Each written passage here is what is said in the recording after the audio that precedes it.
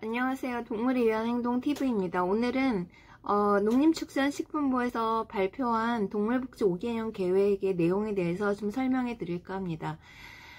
저희 홈페이지와 블로그에도 나중에 원문을 올려드릴 텐데 보시면 좀 내용이 어려워서 이해가 안 가실 수도 있기 때문에 간단하게 설명을 해 드릴게요.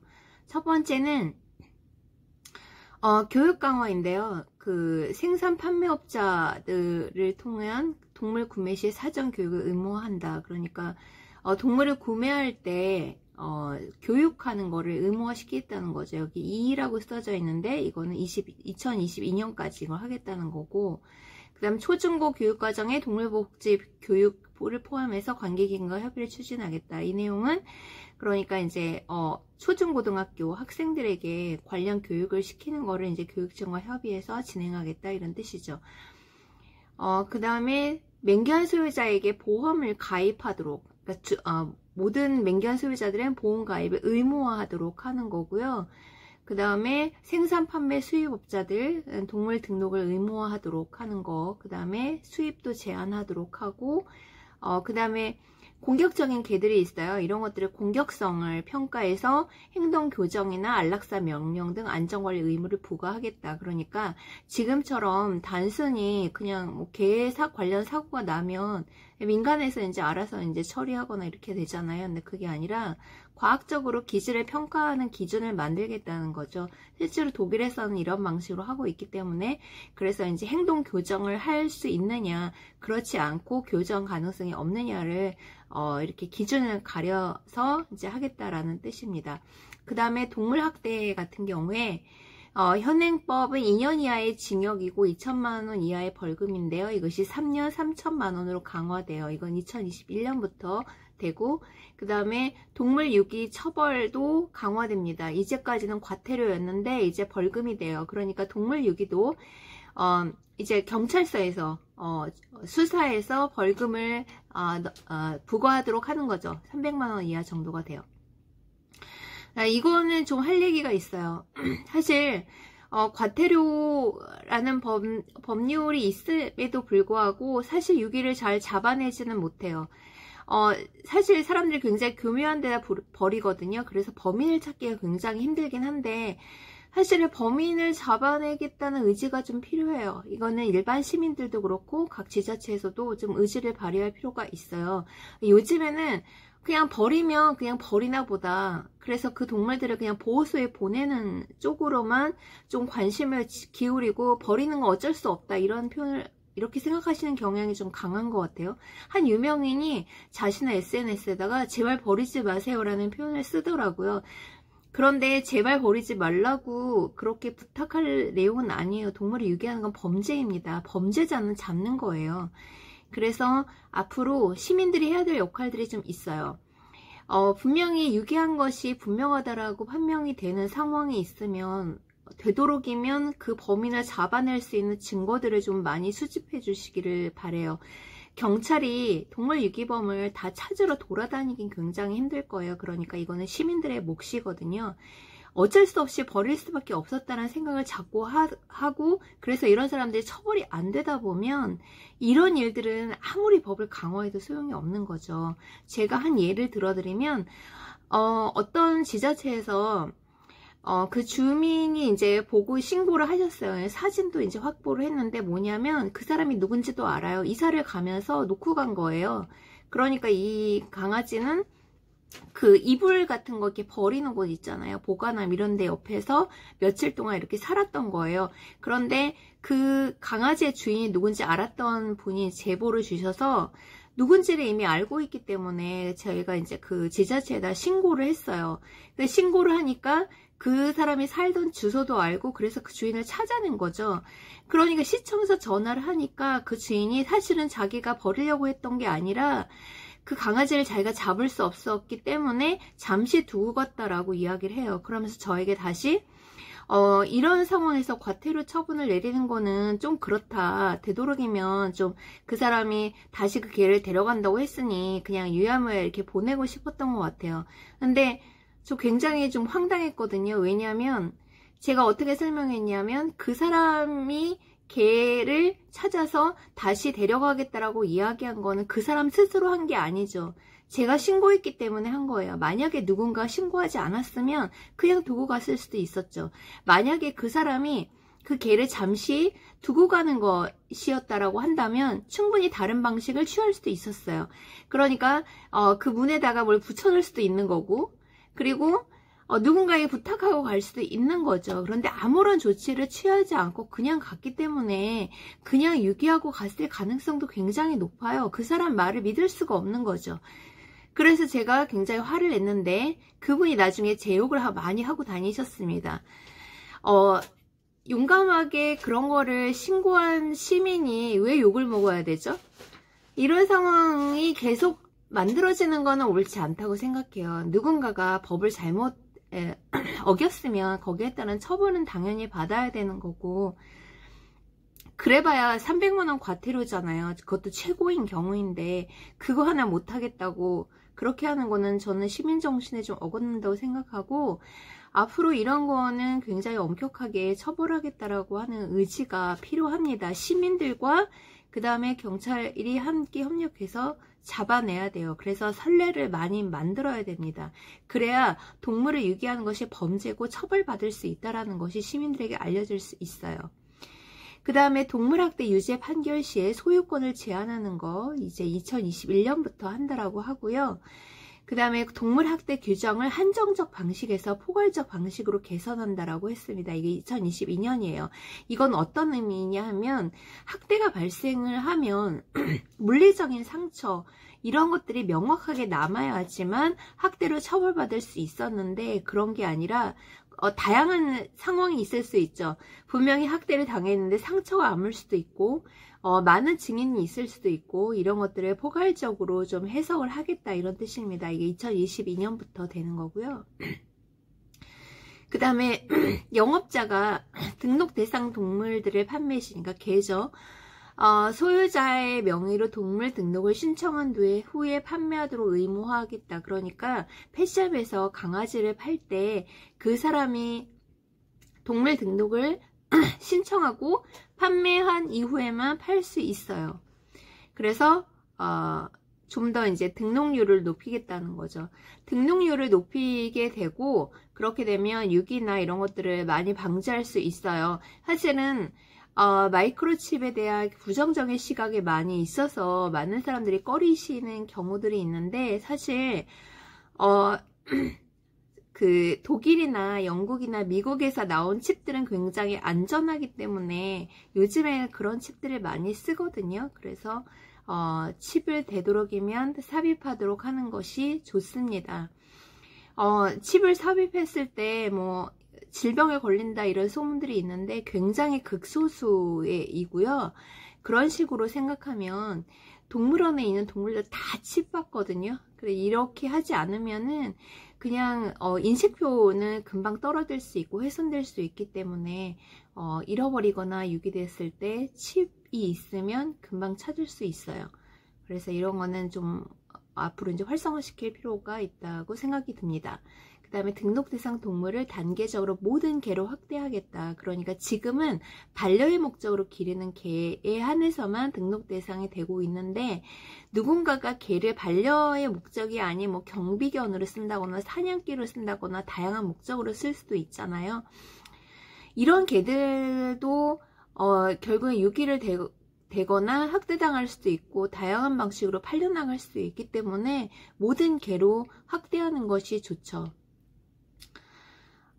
그 다음에 이제 반려동물 영업자금신 거래질서를 확립한다. 이거는 뭐냐면 예를 들어 무허가 영업자 벌칙도 좀 강화하고요. 현재는 500만원 벌금인데 1년 이하의 징역 또는 1천만원 이하의 벌금이고, 그 다음에 반려동물 훈련의 국가 자격증을 도입하겠다. 2023년까지예요. 그 다음에 중요한 게 하나 있어요.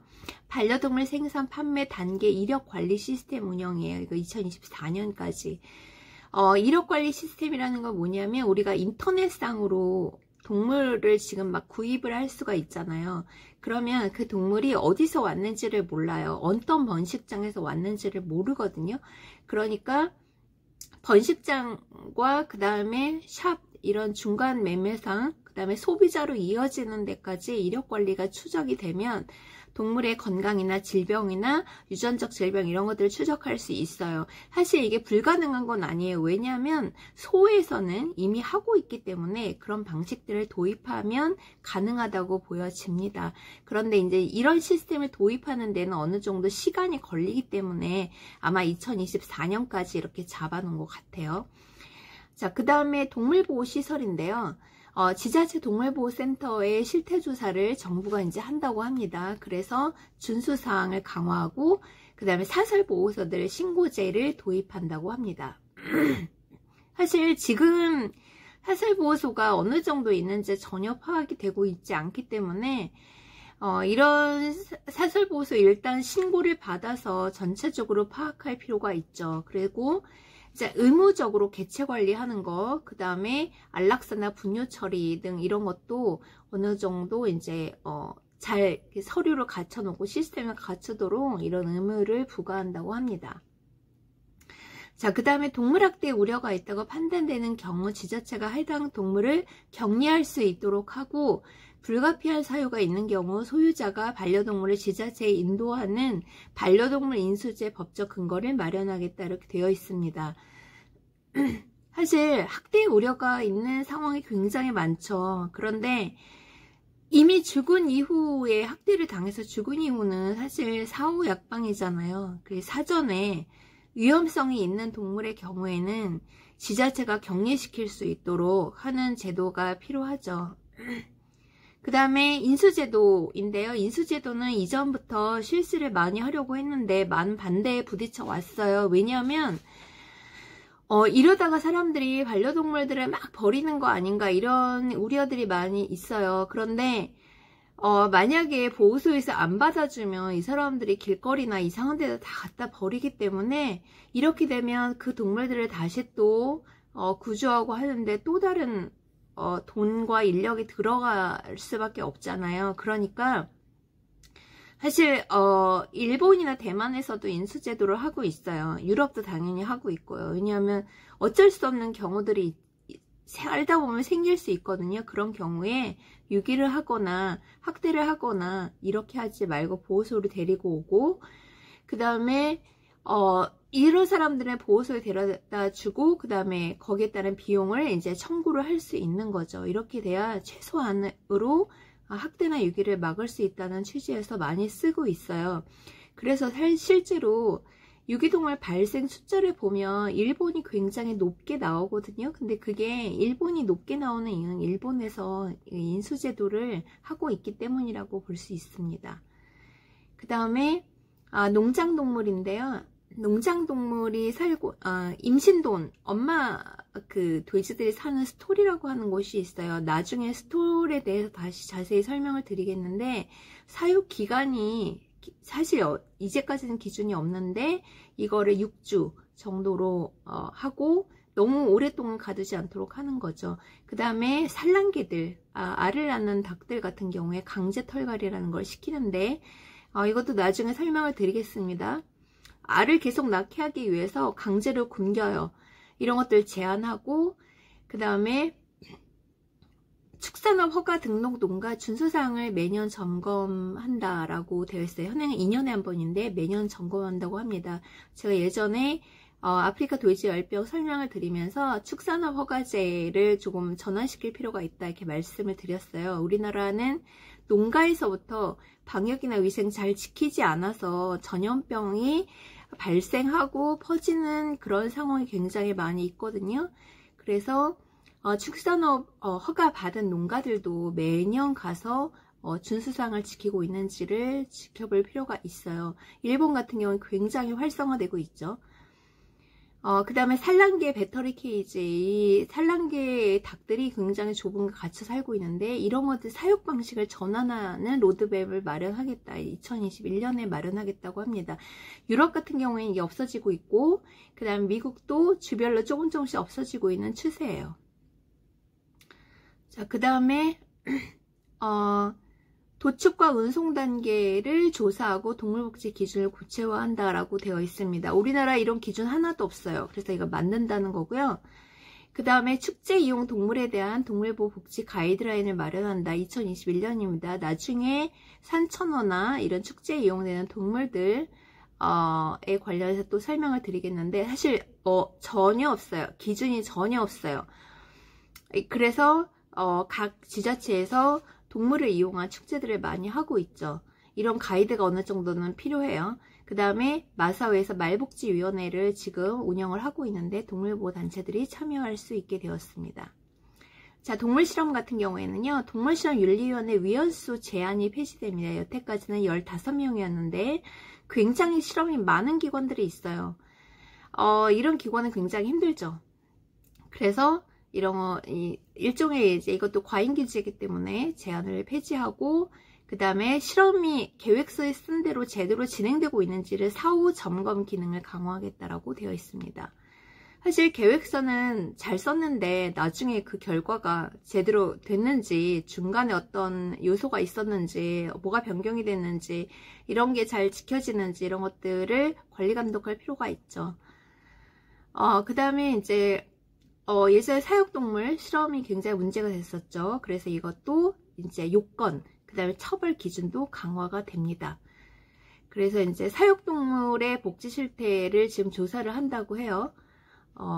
그리고 이제 동물복지위원회 농림축산식품부에 있어요.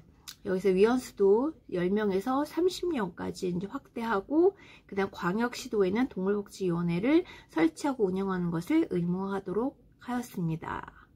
2021년에 하겠다고 해요.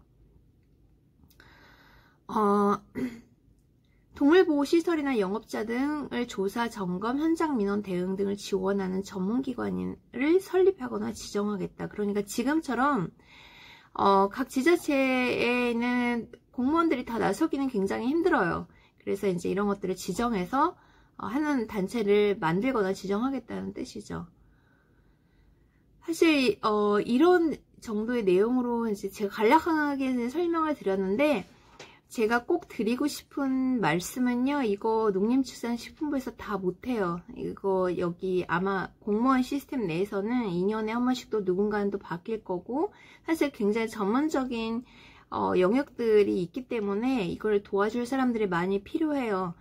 여태까지는 5개년 계획을 세우고 나면 뭐 변한 게 별로 없네, 이런 상황이 사실 과거에 굉장히 많이 있었거든요. 그런데 지금 시대가 많이 바뀌었습니다. 좀 고무적인 일이긴 한데요. 농림축산식품부 내에 동물복지도 관련된 그 과도 명칭이 되게 바뀌었고, 그 다음에 숫자도 좀 늘어났고, 그 다음에 지금 각 지자체에서도 동물복지과나 팀이나 이런 거 많이 만들어지는 추세에 있고, 이런 추세에서 이런 행정기관에만 맡겨둘 것이 아니라 시민들이 해야 되는 역할들이 분명히 있다고 생각이 들어요. 시민들은 현장에서의 그런 상황들, 이런 것들을 잘 정리하고 가지고 있다가 이런 것들을 정부기관에 있는 공무원들과 잘 협의해서 정책이 만들어지게 하는 거, 그 다음에 좋은 법이 만들어져도 이게 실제로 실행이 되고, 이렇게 하기 위해서는 많은 사람들의 협조가 좀 필요하죠. 그래서 제가 말씀드렸듯이 동물 학대 상황, 그 다음에 각 현장에서 벌어지는 동물 방치 문제, 이런 것들을 여러분들이 많이 보시고 경험하시고 기록으로 남기셔서 동물보호단체에 연락 주시거나 각 그 기관에 있는 행정기관에 연락하셔서 협의하고 정보를 많이 제공해 주시고 하는 그런 작업이 5년 내에 많이 이루어졌으면 좋겠습니다. 저희도 같이 노력할 거고요. 저희는 2020년에는 주로 해야 되는 일들은 지금 축제 관련한 가이드 만드는 거 굉장히 중요한 일이거든요. 이렇게 오락적으로 이용이 되는 동물들, 다음에 제가 산천어 이야기도 좀 말씀을 드리겠는데, 이런 동물들이 이용되는 것에 최소한의 가이드도 없다는 것이 굉장히 안타깝고, 이런 것을 바꾸는 계획을 하나하나 차근차근 마련해 가려고 합니다. 많은 응원 부탁드리고요. 오늘은 여기까지고, 그리고 앞으로 Q&A를 받을 테니까 궁금하신 점이나 이런 거 한번 이야기해보고 싶다라고 생각하시는 분들은 아래 메일로 궁금하신 것들을 보내주시면 하나하나 풀어나가도록 하겠습니다. 오늘은 여기까지고요. 구독 꼭 눌러주시고 아래 빨간색 버튼이에요. 좋아요, 그 다음에 알림 설정도 꼭 부탁드립니다. 감사합니다.